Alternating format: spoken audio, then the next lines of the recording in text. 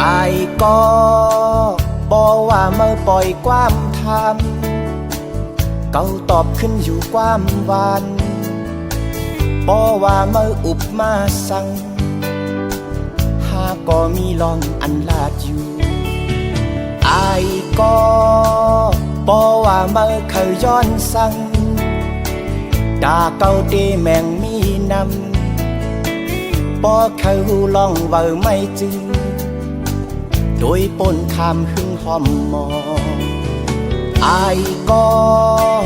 บอกเขาลองปืนสีเขียวเขาห่มหอมเนื้อเว้าไม่แลบอกเขาปองลองหักในต่างจังนั้นปืนแปดเสปอมนเจอมือแทงหึนหอมโหยหมอกเดเฮ็ดคือคู่ลาเว้าไม่เป็นสังนั้นปอแห้งแข็งเข่งปอนนานโอนยานจึงเดเฮ็ดคือมนเมลัยการจุงเมาลงในโดยไก่หันโมโดยจำแจงแรงโลกาธรรมดาทุกแมนจอมเบิ่งเป็นเจ้าอายก็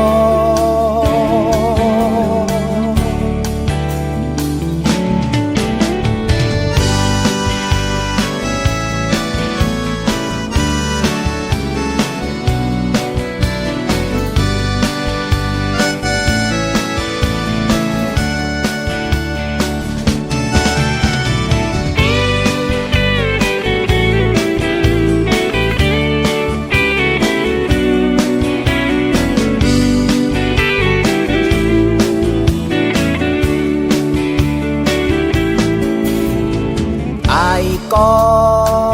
บอกว่าเมื่อปล่อยความทำเก่าตอบขึ้นอยู่ความหวานบอกว่าเมื่ออุบมาสั่ง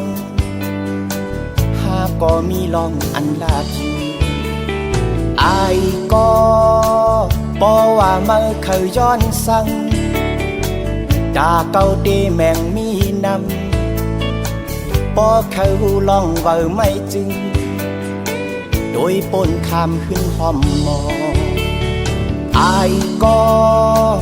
บอกเขาลองปืนสีเขียวเขาห่มหอมเนื้อเว้าไม่แลบอกเขาปองลองหักในต่างจังนั้นปืนแปดเสปอมนเจอมือแทงหึนหอมโหยหมอ